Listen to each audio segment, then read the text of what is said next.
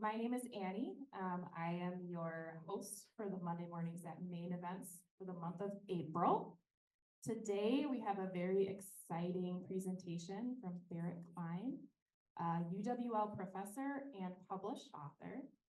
The title today is The Insect Epiphany: How Our Six-Legged Allies Shape Human Culture. I'll hand it over to Barrett in a moment. Afterwards, we'll have a little bit of time if you want to come browse the tables. Barrett also has some books available today too, if you're interested in seeing what those are like. So I've never been accused of being too quiet. How is the sound system here? Yeah? All right. I love my public library, so I'm really honored and thrilled to be here, especially to share insects with you. And not just insects, how insects affect human culture and have across the world and throughout history. And that'll be the focus today. So I'm an entomologist. I study insect behavior, and my pupating lab at UWL with several master's students and a bunch of undergrads tackle different mysteries in the insect world, especially related to, and this might sound totally off topic, but sleep. So if you're interested in sleep biology, and if you have questions about sleep generally, I'd be happy to address those. I try to imagine what it's like for an insect to sleep. What can we learn as humans, as Homo sapiens, about sleep in such a distant relative as a hexapod, a six-legged arthropod, like an insect? All right, ready? Oh, and yes, I've got a bunch of things that I'd love to talk on and on about. Maybe I will during the talk. I definitely will after the talk. So feel free to come on up and you can try on a mask if you'd like. Right? Does this look familiar to anyone? Yeah, Egyptian sacred scarab beetle, a dung beetle. And the beauty of this is that the morning manifestation of the sun god Re in ancient Egypt was Khepri. And Khepri took the form of a sacred scarab beetle, rolling along a dung ball like the celestial body of the sun across the sky. This doesn't look like too much, but discovered in a cave, the Très Frère cave in France in the late 20s, is this shard of a bison bone. And on that bison bone, some early human, and nobody knows quite how old this is, maybe 16, maybe 20,000 years old, etched in is an artist's interpretation of three partial birds and an insect, the first, oldest evidence of a human depicting an insect artistically. Can you see it? There, in that red circle, I mean, maybe it takes the eye of an entomologist, but I see that jumping hind leg of a cricket, and some have gone so far as to describe that to species, which I love. So imagine this, an early artist etching into a now extinct bison species bone the image of an insect. And it was thousands of years later that you have this, an object found in Israel, now it's called Israel, from the age of the Canaanites, what the archaeologist Joseph Garfinkel called the oldest complete thought or sentence in the alphabet. And what he meant by that was it's the most intact, complete sentence using an alphabetic script. And what is that oldest sentence in the alphabetic script? Something about insects. Why? Because that's a fine-toothed louse comb, a nitpicker, right? You scrape it through the hair, ideally to extract louse eggs and bodies. And it says, may this tusk, because it's from an elephant tusk, root out the lice of the hair and the beard. So we can be proud that this is our earliest sentence, right, ever discovered. And his response to a journalist, which I love, is, What did you expect? A love poem? A recipe for pizza? I mean, it is a louse comb thing. So anyway, that's the oldest sentence, and it really shows us how ancient and conflicted our relationship with insects may be. We'll get back to that. We can find insects on our currency around the world. In fact, my wedding ring is a embedded 2,000-year-old Greek coin. And you think, wow, that's really old. Except my wife's wedding ring is a 110 million-year-old trilobite fossil. So, and on our postal stamps, and one of my mentors, early professors at Cornell, Thomas Eisner, amazing author and entomologist, actually chose those arthropods and wrote about them. I've got that set over there if you want to read about them. Chemically defended insects and their relatives. Okay, so back to the conflicted nature of our relationship with insects. Certainly, of the 1.1 million described species and an estimated 10 quintillion insects on the planet, there are few that cause us harm. And I don't mean to dismiss that, because the major vector of disease that humans suffer from is malaria, vectored by Anopheles mosquitoes, one genus of mosquito, right? Now, is the mosquito really to blame? Because the mosquito is actually infected by a single-celled eukaryote that causes a mosquito some harm, right? And there are others, of course, mosquitoes especially, that can vector dengue, yellow fever, Zika virus, and the list goes on. And then, of course, you've got, who is this?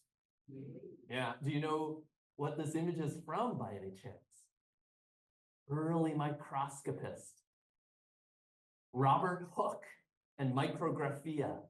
And he illustrated these things using his primitive but effective lens, his microscope, to depict things that we wouldn't normally see. So we couldn't really make a big deal of them. Well, when you see something like that, huge, in a centerfold or at a fold out in his book, maybe you take it more seriously. And this is the time of Samuel Pepys' diary, where the plague was having the population of Europe. So our relationship has been a struggle with insects at times, but those insects that can cause us harm are the meagerest of meager slivers of that 1.1 million described species in this diversity of life. If I were to ask you, what value from a human biased perspective do insects provide? And pollination would be probably the number one that you'd pick up. There are so many others we can talk about. I'll address a couple of them right now very quickly before we dive into cultural evolution or cultural entomology. In pollination, this is not a honeybee. There are 20,000 described species of bees on the planet. This belongs to a different family bee. And you see these scopy, these stiff bristles on the underside. These are leafcutter bees. And we've got a number of solitary ground nesting bees on your lawns. And please care for them, because they're important pollinators. A master's student, Danielle Hudson of mine, is studying what they pollinate. And this artist, Matilda Bullhauer, created in urban landscapes these artificial flowers. When it rains, sugar turns sugar water, and in this case, a hoverfly or other pollinators will have a source of food. It's a commentary about habitat destruction. Insects are also decomposers. We'd be knee-deep in you-know-what without insects and fungi and bacteria and others. So this is an image of a deer, turned deer skeleton, and the arthropod succession, the organisms that will decay in stages this carcass, this corpse. And on the right, dung beetle, right? Rolling away dung. It's an ephemeral, valuable resource. If you can imagine this elephant coming by, eating 300 to 500 kilograms of food, and then pooping it out, that elephant could not have digested all that valuable plant material. So, the smell of that dung attracts flies, beetles that come in, and all that. It becomes this amazing ecological world that quickly disperses. So decomposers, but we could talk about soil aerators, nutrient dispersers, all kinds of what we can call ecosystem services provided. Now I'm going to switch gears, and this is the subject of my book. And my mom illustrated the insects on the edges, and this amazing Madison-based artist who's now in Los Angeles, Elizabeth Jean Younts, illustrated the cover and some images inside. I decided I wanted to write a book that would really focus on all the crazy ways that insects affect our lives. From movies to literature to war to politics, all kinds of every job or avocation you've ever had has somehow been affected by insects. And this is the lesson I want to impart, either overtly, explicitly, or in a clandestine way, in hidden ways. So the first section of the book involves how we work with them, symbiosis. And largely it's exploitation using their products.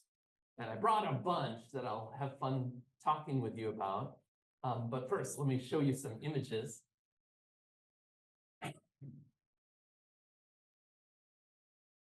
Easy one to jump to first involves the Silk Road that for centuries, even millennia, provided an avenue through which all kinds of products, material goods, spread through Europe and Asia.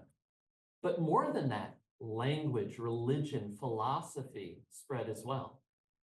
And it all comes from Bombyx mori silkworm moths. I'll pass around a couple. These are just cocoons spun by Bombyx mori, the one species of domesticated silkworm moth that we've really exploited. Feel free to pass these around. These are a few cocoons. Meanwhile, 200,000 other species of arthropods spin silk. It's just that we've capitalized on this one. That lustrous, strong fiber has been used not only for fashion, but utilitarian ways and we could talk about that forever, in lots of ways. There are other insects, as I mentioned, that spin silk. This artist, Aki Inomata, I should mention in the previous slide, Kazuo Kadanaga built the cityscape of 110,000 silkworm moth cocoons in the typical sericulture method, where you heat treat or kill the silkworm moths before they break out. Psychid bagworm moths, a tradition for kids in Japan, is to take colored paper and offer it to the caterpillars, and then the caterpillars will spin this colorful paper cocoon, right? Well, in Aki Inomata's case, amazing artist in Japan, she offers little bits of haute fashion to the caterpillars, and they build their own little fashion statements as insect fashionistas.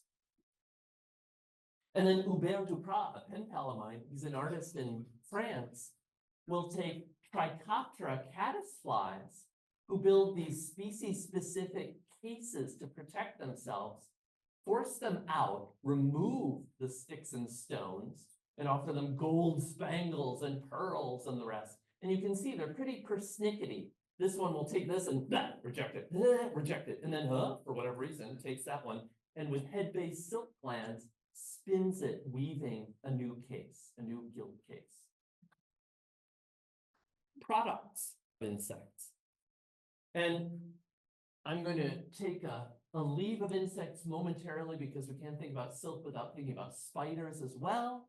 So spiders are arachnids. They have 2 major body segments rather than 3. They have 8 walking legs rather than 6. They don't have wings. They don't have antennae. They're different than insects, but they're still really, really important. This is a spider as might be drawn by Steve Ditko for Spider-Man in 1963 when he first did the scene. Namely, it's anatomically incorrect. And I always ask my students, what's wrong with this? And I start them up with drawing a spider and an insect on day 1, and then later and hope it's improved. So the legs are all on the front part, not the back part of the body of a spider. So this is an under kimono. And then this, I was so happy to find this. And this curator at Northwestern University's collections took one out. And for me, he held it up against the light and took a photo and sent it my way. It's a portrait of a person, right? You know, royalty, painted on the most delicate canvas ever, a spider web. So you can go out and you can collect a spider web, not an orb web that just has woven concentric circles, but a funnel web spider where that goes down into a hole. Grab that very carefully and imagine painting or inking. And there's 6 surviving prints that went through a printing press. I don't know how. So silk. Next one, what's another product that insects offer? And this is from spiders and also moth caterpillars. But what's another product famous from an insect? Honey? Yeah, honey and wax. So I took this photo of a bee colony in mine. You see the parallel combs of wax that hang from the ceiling of a cavity in a tree, for example. And the wax comes from glistening scales, silvery flakes that they secrete from the underside of the workers' abdomens.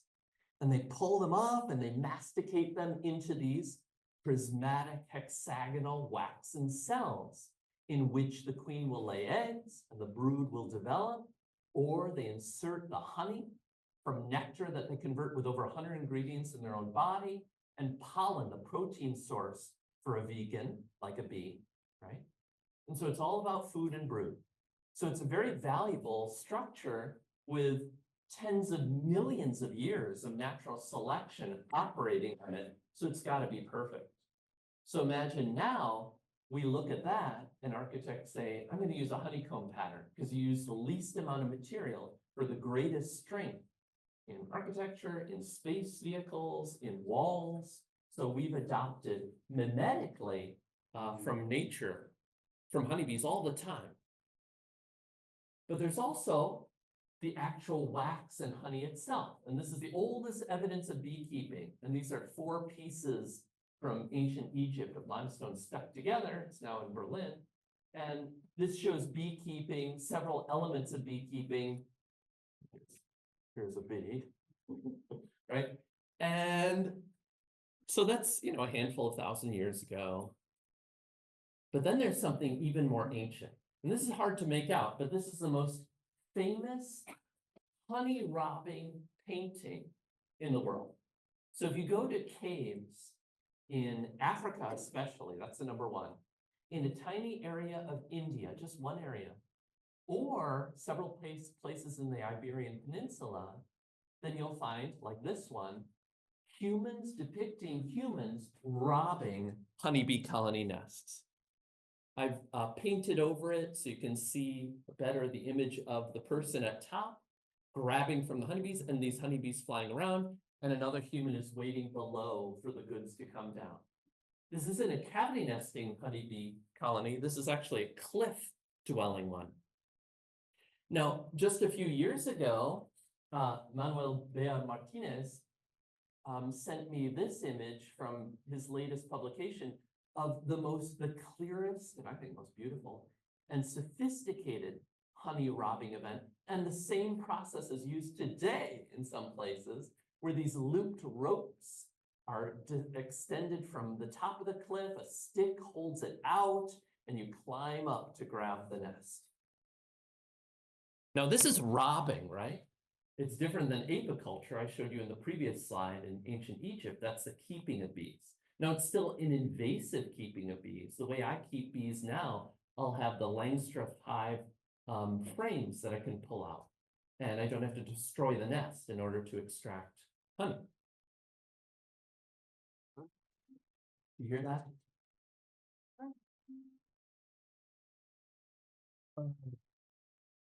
This is from one of the Yao people, in this case in Mozambique.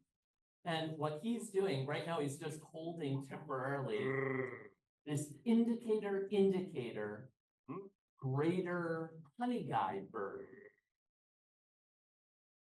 Love that. He's speaking to the birds. He's calling the birds. So we've had this relationship for who knows how long, maybe as long as we've been a species, where, and it's not just humans, but let's say you call out to the bird, you stand a threefold better chance of attracting a bird that can lead you branch by branch through the forest to a cavity nesting honeybee colony. Why would indicator honey guide birds guide us to the honey?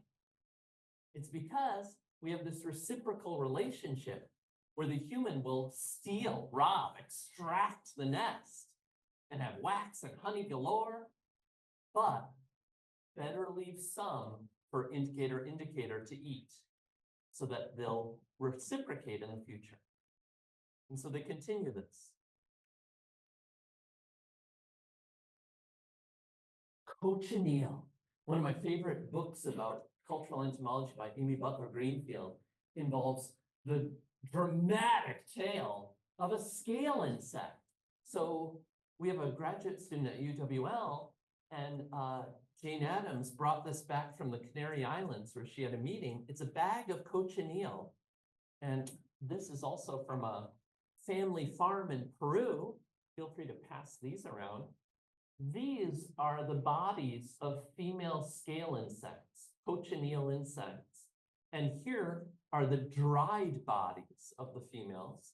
And what happens is, and you can feel free to take some home if you like, the cochineal, all you do is you put it mortar and pestle, crush it up.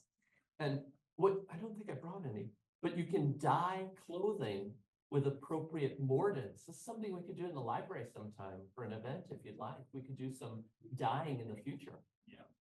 Pretty cool. Actually, Jane Addams is really keen on dyeing lichens, dyeing cloth from lichens and fungi. We could do a big dyeing thing at some point. Anyway, so cochineal, the perfect red, became, just stunned the world because, yeah, there are some natural organic sources of red, madder, right? Things like that. But none of them have the potency of the cochineal insect. And so the Maya people, Aztec people, for 1,000 years had been raising these, domesticating these insects. Meanwhile, the Spanish conquistadors sweep through, take over everything, and second only to silver, they exported tons of cochineal bugs, dried up in patties. Nobody knew what they were, except of course those who had raised them for hundreds of years. She writes about how, were they worms? Were they berries? Were they worm berries? No, they're scale insects, these strange true bugs. So all bugs are insects, but not all insects are bugs. One order of insect has piercing, sucking mouth parts as an immature and an adult. Those are called bugs, like cicadas, aphids, and scale insects. Oh, and a fun story. So I wrote to this person and said, hey, I love your scale insect photos. Do you have ones that I could use for my book? So she sent me, wow, these are males you rarely see. Here are the blobby females that don't look like insects at all. But behind that yellow guy right there, a caterpillar that specializes on feeding them. The red actually chemically defends them, except for this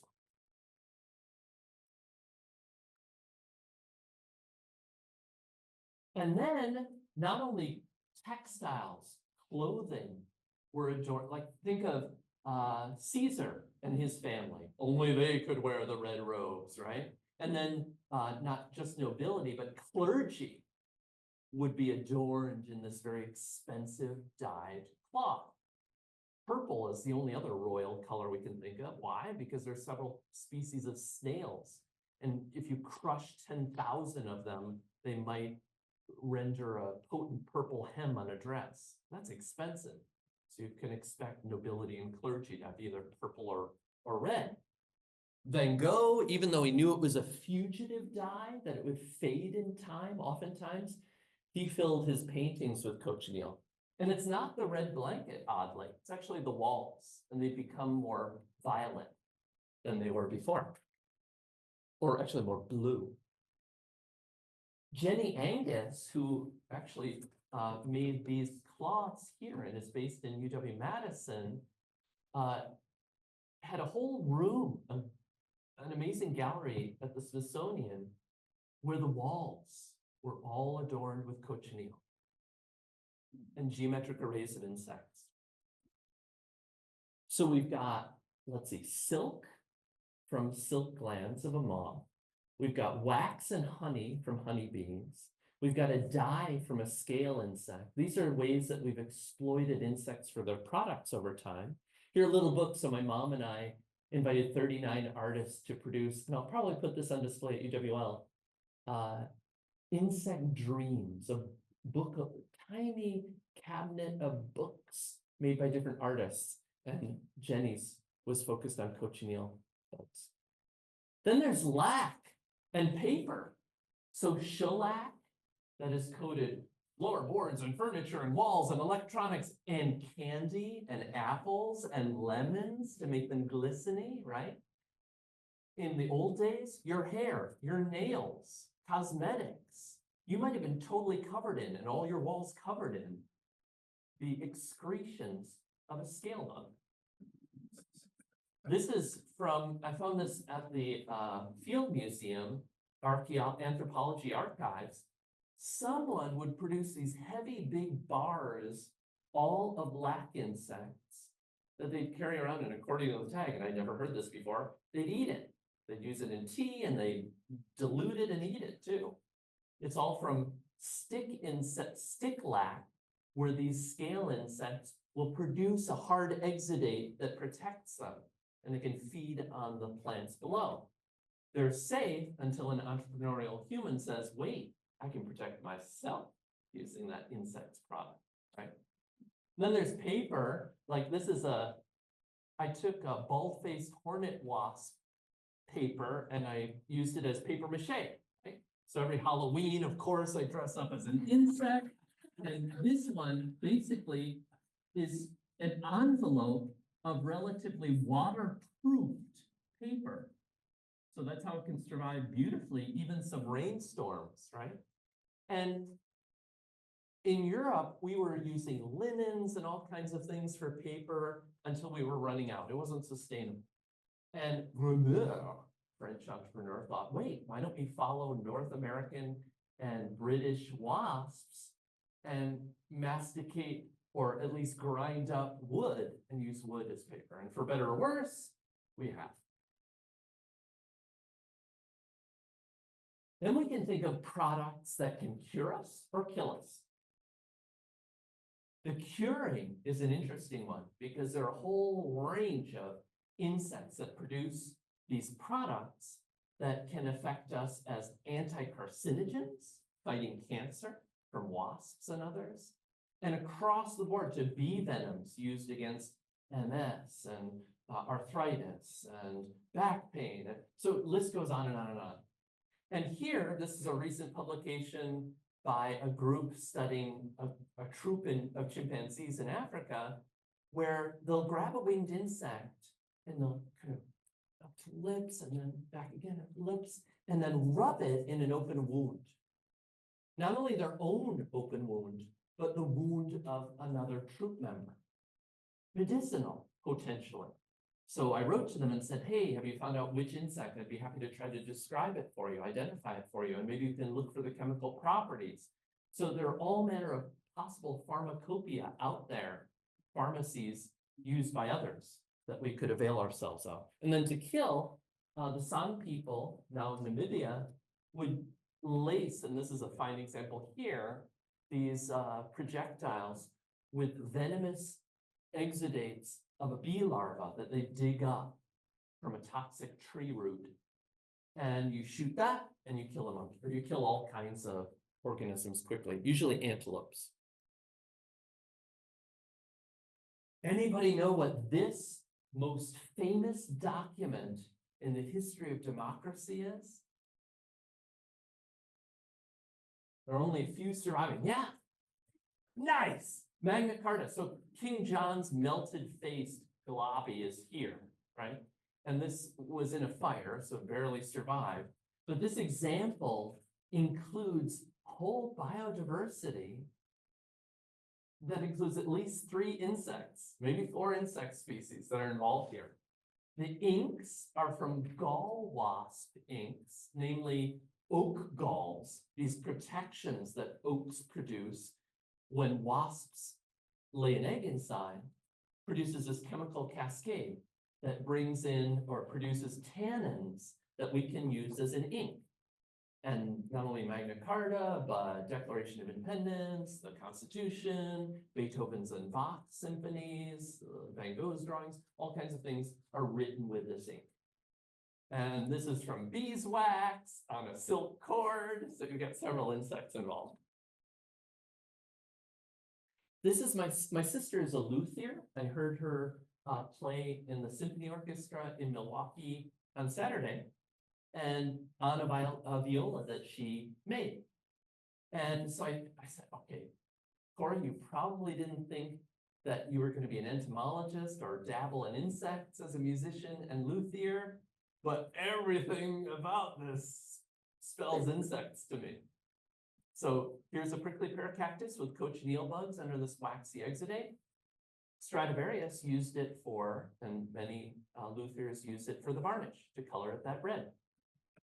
Beeswax can help with bees, spinning.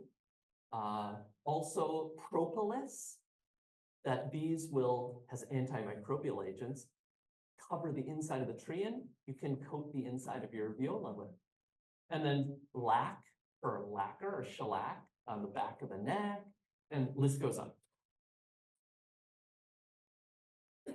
Now, parts of insects, and I won't go into great detail, those are ant leg segments, rhinoceros beetle heads, beetle leg segments, so to adorn with jewelry. And then I mentioned to several of you that Jan Fabre coated the whole sections of the Brussels, Belgium Royal Palace with 1 million front wings of structurally colored metallic boring beetles that iridesce, so metallic green. And they surprised the queen by covering a chandelier, which she was not expecting. She got over it. You can eat insects, so entomophagy, rich in protein, micronutrients. This is not only for fun and haute cuisine around the world, but it's a staple in several parts of the world. We could talk about entomophagy at length. I have a whole drawer and a half devoted to insects that you can consume, including mopane worms from South Africa, crickets, giant water bugs,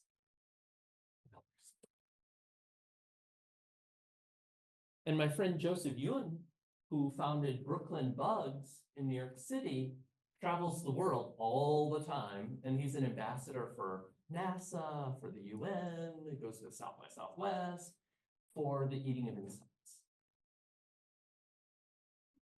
We collaborate sometimes. Cornelia Hesse-Honegger from Zurich, Switzerland is kind of a hero of mine. She's not only an artist, scientific illustrator, but activist, environmental activist, and has co-published a couple of articles with a scientist to explore what it means for insects to be mutated near even the cleanest of nuclear power plants. So you see these weird, bilaterally asymmetrical mutations. And I like to look at insects in art and think about ways that artists have used insects as muses, including considering how humans are destroying the living planet. And we do so in a lot of ways. Habitat destruction, global climate crisis, pollutions of various sorts, and we could talk about that all week, but I'll just say I looked at artists focusing on the different ways that we're destroying the living planet by using insects.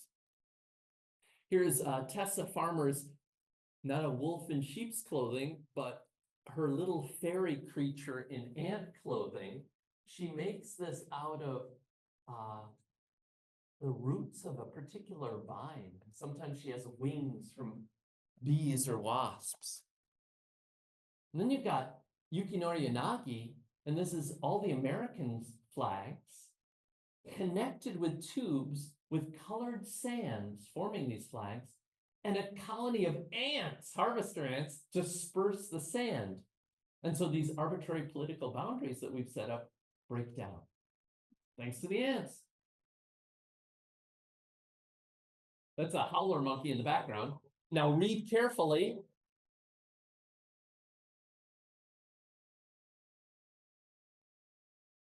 Yeah, leaf cutter ants, we rule. That's Catherine Chalmers from New York City. She's awesome. She did also war, where leaf cutter ant colonies were battling each other in Costa Rica. And my friend Donna Conlon, who's based in Panama, did all manner of flags that they're carrying, including a peace flag. Leaf cutter ant species. This is my favorite figure from my book, The Insect Epiphany, because it's kind of a game. It's a guessing game. Which of these pieces of art have been influenced by or incorporate insects or insect products in some way, and which do not? We don't have time to go through them all, but you want to pick out one and we'll talk about it? Yeah, so Degas, that's the 14-year-old ballerina, right? Well, you think, no insects there yet.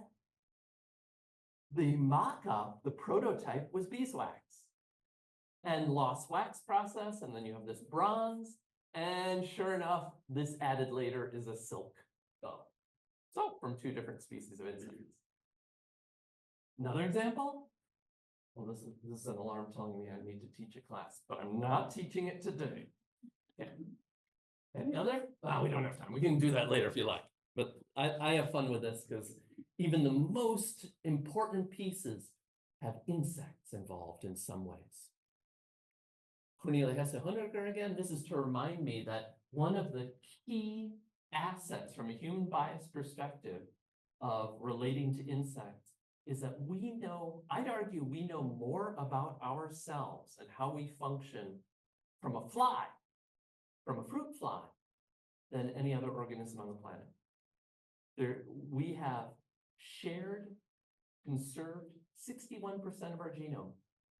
So these genetic models are teaching us all the time molecular underpinnings of our diseases, of our frailties.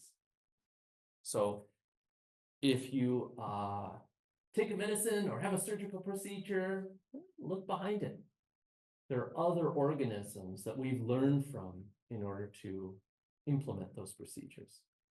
Okay, second section of my book, Genesis, Making of Insects.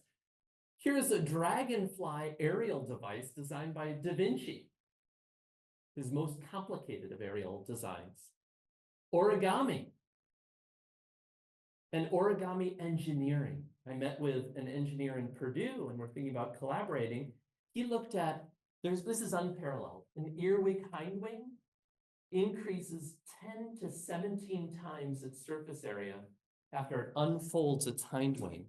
And so he's trying to produce such structures. And you can imagine packaging, satellites, umbrellas, all manner of things that involve origami engineering. We're learning from insects largely. Robots, microaerial robots, including aquatic robots, the RoboBee, and the oldest, the CIA's Insectothopter. Here's its only flight ever filmed. And I'm running out of time. I'd love to tell you the details of this bizarre machine with a crazy history. And one of the people I spent months writing back and forth through was my CIA connection to learn about this Insectothopter from the 70s. It worked, but it didn't work. More on that later if you're interested. Samurai helmets, tate, feature insects all the time, from a dragonfly on the left to a cicada on the right. Stories behind that, be happy to tell you. And then there's this ancient tradition in Japan, jizai okimono, of reproducing either factual or fictional animals in articulated metal sculptures. And the only living Haruo Mitsuda Japanese practitioner of jizai okimono wrote to me and thankfully let me use this photo of a stag beetle with his notes.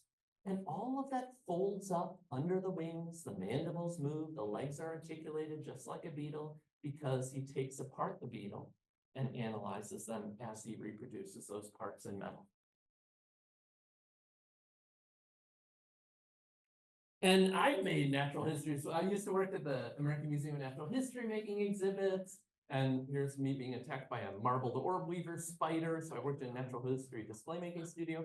Here's some fake insects that I made for Bronx Zoo and the American Museum. And I can tell you ways that I make these to fool the eye. So you learn a lot about insect morphology, anatomy, as you're doing that, as well as try to depict the behavior.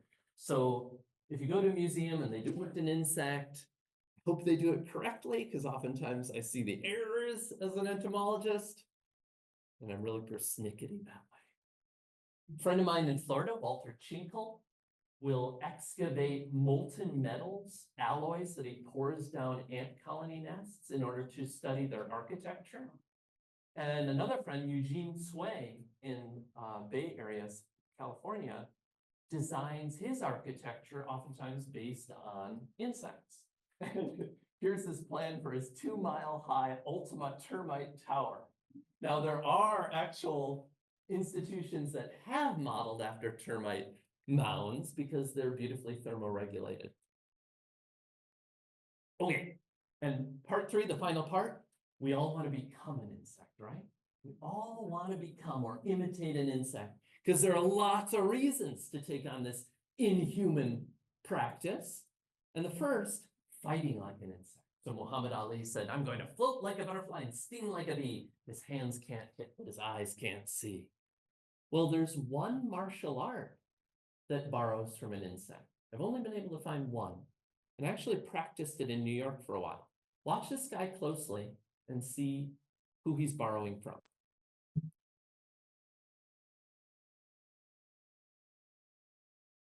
Look at the arms. 玩过一个吗？那不经了吗？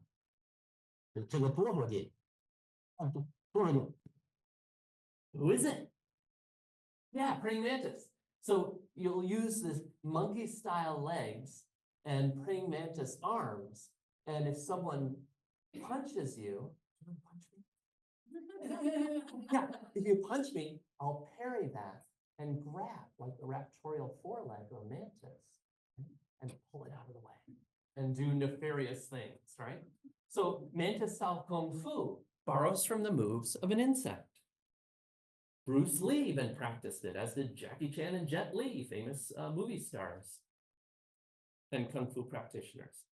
Then dancing like an insect. So this is a Papua New Guinea mask that resembles a mantis, and they do mantis dance. And this is from British Columbia, where artists depict for ceremonial purposes. Can anybody guess what insect this is supposed to represent? Biting proboscis. Mosquito. And this one? Bumblebee. And so special ceremonies, and this is true for Aboriginal Australians, tons of different ceremonies that include insects and arachnids. Butterfly dances, super popular. The ceremonial one from Japan on the left, the Hopi butterfly dance, a ritual, ceremonial ritual for marriageable young women. And then this one I found online, and I've tried to track down the source of it. This is supposedly a caterpillar dance, where some people of Africa are leading a young girl to a hut where she's going to face menses.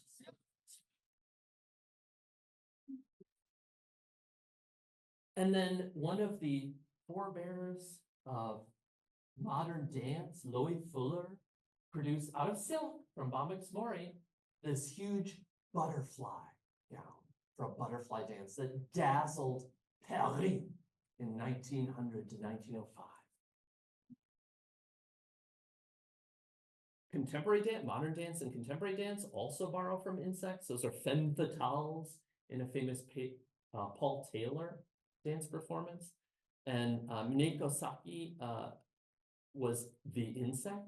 And I have to show this, 'cause I'll show part of it. So this is my favorite imitation of any arthropod. And this is Milena Sidorova,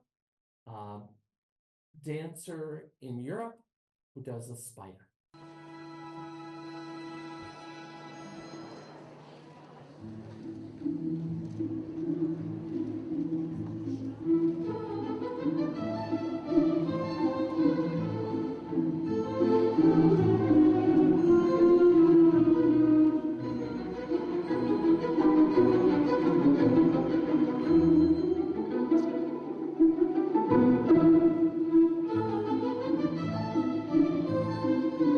And she started this when she was 13 at her home. And she took it on the road. She was actually used as the model for the giant animated spider for the movie Dune. Because when somebody saw that, they said, yikes, we need her.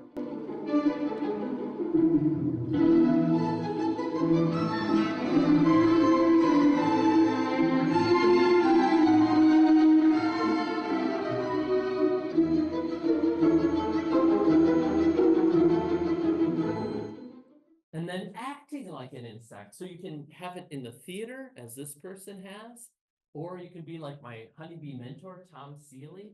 In the last chapter of his book, Honeybee Democracy, models human decision-making after honeybees. So there's certain circumstances where you can look at decision-making by a social entity, like a honeybee colony, that engages in what's called decentralized control. There is no leader. Nobody leads when you have an event of swarming, for example, to find a new home. There's no leader, yet you have this emergent decision-making, quorum sensing, and ant trafficking and all kinds of things. And then you've got acting in film, right? So Vincent Price in The Fly, and David Cronenberg's version later of The Fly. There are countless examples of insects in film and imitating insects. And in video games, this is Gregor Samsa from Kafka's Metamorphosis turned video game. And then sound like an insect. So those are fossil crickets. And here's from a different, actually this is the same species. This is a 165 million year old sound that was played for the first time in 165 million years. And you can do so because from that fossil, you've got a perfect replica of the number of combs, basically like you measure like a file, and then a plectrum, like a guitar pick, is stridulation. And if you listen to a cricket outdoors and it's going, the rate will tell you the temperature, as long as you know what species it is, within a degree centigrade. So we can model from the fossil and after extant or presently living crickets, what that extinct sound looks like. So imagine rebuilding a soundscape that hasn't been heard in hundreds of millions of years. And then my favorite imitation, the Dong people of China, all women, will have a chorus of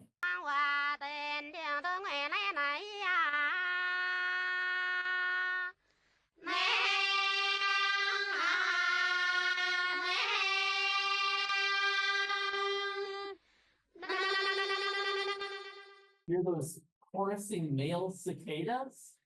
So I just came from Springfield, Illinois this summer for the big emergence, double emergence of cicadas. It's amazing, cacophony of millions. Okay, and now I'm going to spend the next 23 minutes playing Yoko Ono's imitation of a fly.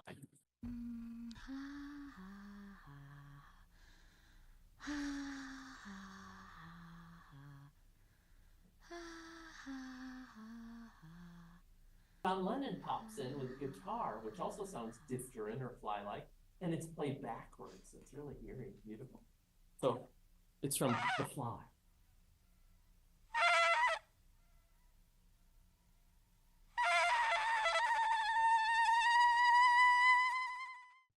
And then fat, dressed like an insect. So in Michoacan State, Mexico, where monarchs are an eco-tourist industry, you've got women dressing as monarch butterflies. Then you've got this Goliath beetle dress in haute fashion by Sarah Burton after Alexander McQueen's line. And then Jane Kim, who does migrating monarch murals across North America to build awareness for monarchs who are in trouble. And now it's a shoe. So you find insects in fashion all the time. I'm working on a paper with Tierney Brocious about the history of fashion and insects. Again, this is Jennifer Angus. She's borrowing from Grandville for insect humanoids. And you'll find all kinds of art with chimeras, more diabolical transitions.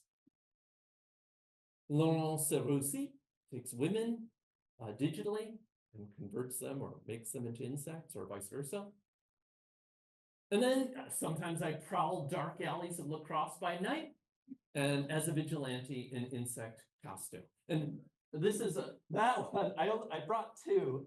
This one is an old recycled bicycle helmet that I stuck in my hive. So they built their gorgeous architecture on top and I paper mache below, right? So you've got basically a collaboration between human and bees. And then this one, I won't put it on right now, but this includes 4 countries' coins, each featuring honeybees. Right? Love it.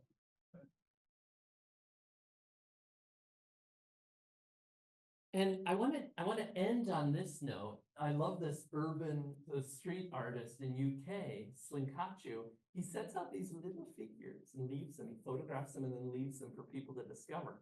So I say you can have one. This might sound like a false binary, too simple, but really it is simple. We could have this kind of relationship with insects, or we could have that relationship with insects.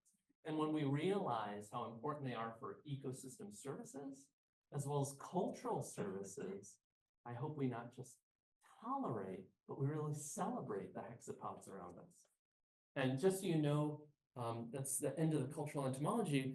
I just wanted to point out that I do other things in cultural entomology. I primarily work on the science of sleep, as I mentioned at the beginning. So I decode waggle dances of honeybees to figure out how sleep plays a role in communication. And I'm working on a sleep book with John Leskew and Niels Rottenborg, amazing sleep biologists in Germany and Australia. And that'll come out this year, looking at what sleep means beyond humans across all animals. Evolutionarily, developmentally, functionally, whys, hows of sleep, and what bizarre forms they take. And sometimes I play a role with this international consortium that's trying to figure out health status of insects, how we can save the insects, and in turn, ourselves.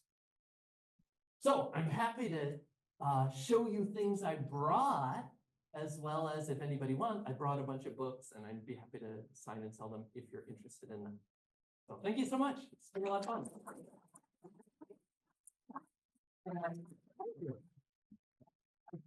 I think we have a little bit of time for questions, right? Yeah, questions, anybody, or thoughts? Yeah. Spider and the spider thread. Yeah. I that if you can figure out that molecular whatever, that is one of the strongest substances in the world. Absolutely. So if you take steel with the same diameter, it doesn't hold what do you say? Hold a feather, a coin, or a what? A candle. Doesn't hold a candle to a silk thread. And silk varies across 180,000 plus moths and butterfly species that spin silk, plus the 20,000+ species of other arthropods that spin silk. So it ranges from something that's very delicate. Even one spider can spin a variety of different silks, thicker, more tensile strength, sticky versus not, right? The Darwin's bark spider has the record for the greatest tensile strength. It takes more to tear it than any other silk on the planet. If you wound that in like a proper rope, then you could pull a jet, right? You could pull a jet along a airway. So yeah, very strong. So it has been a difficulty because this marvel of the arthropod world involves taking what is a liquid in the body and at room temperature, when exposed to oxygenated air, turning it into this marvelous, lustrous, strong, high tensile worthy fiber. We can't do that. We've tried to do it with weird variants like rayon, nylon, and all kinds of things. We're coming close though. The steps have been taken in the last 10 years, especially 5 years, to come very close. Yeah, of course. Other questions or thoughts? Yes. How did you get interested at the beginning? Well, it came late in my life. So at the age of 5, I found a dead insect at my home. I would marvel at this structure because I was living in a family of artists on the edge of Detroit, and there wasn't a whole lot of accessible nature nearby except my mom's garden. And all these pollinating insects would come by, and they were more accessible than other animal life for me. Squirrels and insects, of course, birds, but they're, hard to see and catch sometimes, and insects all over. And when I found a dead one, and I could really, so exhilarated by the movement of the parts and beauty of the structures and looking at it so closely, I wanted to explore them more and more. So I bring them indoors, and I had a little zoo inside. Thank you, Mom and Dad. Many escaped, they all reproduced, they were very fertile. So lots of stories there. I recommend a book called A Zoo in My Luggage and some others. But just watching them, observing them was really thrilling to me. So I could see a damselfly emerge and shed her exuvia or molting, and then spread her delicate wings, and then see the color go through her body. And my mom, being an artist, would marvel at that. And while she would feature insects in her works, that changed her direction. And so she and I collaborate all the time. Her stuff is featured in my book a lot, but her works are gorgeous. So yeah, it was a mix of the aesthetics and the limitless behaviors and the accessible marvels in terms of color, shape, size, form. Where did you get that shirt? I made it. So I went to give I went to give a talk at Purdue and Illinois. I really wanted to go to May Barenbaum's 42nd annual Insect Fear Film Fest. So I gave a talk at the Insect Fear Film Fest with this guy, Stephen Kutcher, a friend of mine, who's the arthropod wrangler for movies from Jurassic Park to Spider-Man to Arachnophobia and everything. So he sat beside me and said, and that's how we did that, and that's how I did that, and that's what's happening. It was hilarious. So anyway, I'm in the hotel room late at night, and I'm painting these spider legs because the theme was tarantula. Right? Oh. I like painting my shirts. Yeah. Oh, yeah.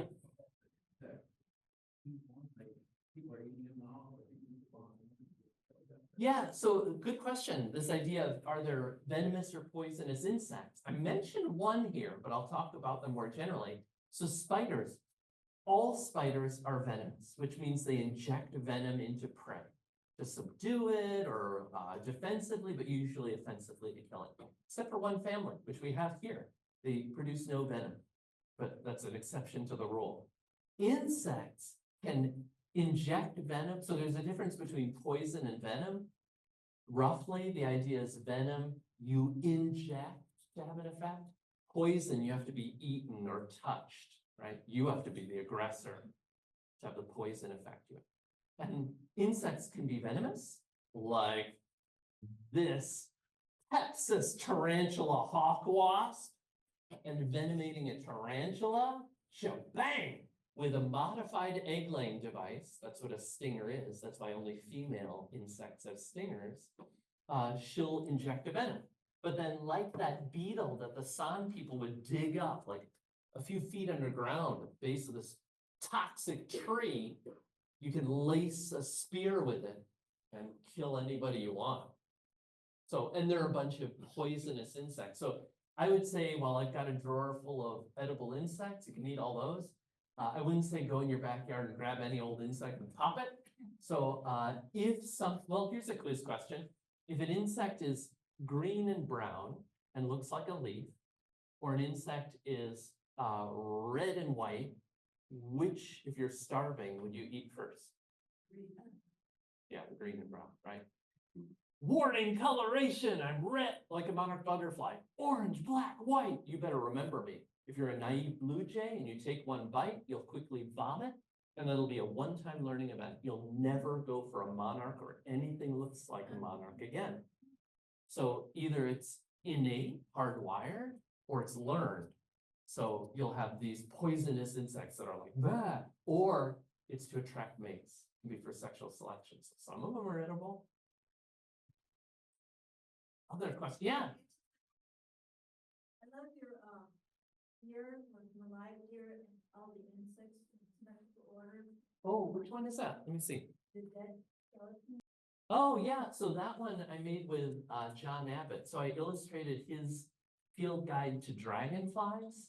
And he's a great photographer. So I took his photos from a collection and tried to lay out a linear tale of arthropods, one after the other, working on the body of a decomposing deer over time. Does your wife go along with this? Oh my gosh, she better, right? Holy cow. So she has her own amazing worlds that she explores and takes me for a ride. And I've got my worlds and I take her for a ride. So You sleep on the ground? they're definitely complementary. She loves nature, which is she's not an intimate, she's not actually, interestingly, she's not a scientist. She designs jewelry. Rabbit Wood and Reason is her jewelry. So she has her jewelry in usually for weddings and things, but sometimes movies and TV and operas and stuff like that. And she, even though, I shouldn't say even though, she's not a scientist, but she is my #1 best reader. In fact, every science paper I write, before I submit it, goes through Dasha, and she checks it out. My book, this is fun. So this is my first book, right? And I arranged with the editor, okay, how about every 2 months, I'll send you what I've got, right? And it's the end of the first 2 months, and I'm trying to find my voice here. And I say, okay, I think this is pretty good. I gave it to Dasha. She spent like hours on it, and I'm seeing all this red appear on the page, right? And by the end, I walked in and said, so what'd you think? And her response was perfect. She said, the magic isn't there. And she said, you need to tell it in stories. This is good for an academic piece, but you need to ba, ba, ba, ba, ba. And so I went out at night in the rain and I took a long run and I came back and I rewrote it. And then I just had so much fun with it. So she's my best reader because she reads a lot. She knows what she likes. She sees if it's clear and if it's magical. So, and I can tell you that when I had her read the final book, she cried, and not in a bad way. Oh. Any other? Yeah. Oh my gosh. Oh, so many. I could spend a lot of time on that. From mimicking insect structures. Like, for example, Dr. Wood, over 100 years ago, he invented the first glass syringe to deal with a patient to deliver something to save his life. And he modeled it after a bee stinger. And then something like a catheter that winds through the body to the right place. Believe it or not, some of the best ones are modeled after a beetle penis, a tortoise beetle penis, or an ichneumoniid wasp egg-laying device, because they have to find their way. But then when it comes down to biochemically active compounds, apitherapy from honeybees has been really huge in literature, even just honey. So there are more Egyptian remedies in the Book of the Dead and elsewhere than not that include honey. And Hippocrates used honey. We use honey all the time. I used honey just recently because honey takes moisture out of the air and it has antimicrobial agents. So it has endless capacity to deal with it. But there are also, as you mentioned, anti-carcinogens, anti-cancer agents that people are developing from multiple insect species. How long do you know that, how they've been, studying that with, like, I have articles from like 15 years ago or so, maybe 20 years ago. So it's hard to get things through FDA, all that, so I don't know where it is right now for some of these. But these miracle cures pop up now and again for insects. Other questions or last second thoughts? All right, I don't teach for a while, so if you want to come up, I'm happy to talk about insects and stuff, and and I could pull out books and you can flip through them if you like. And if you want to buy one or have me sign it, I'd be happy to. Thank you.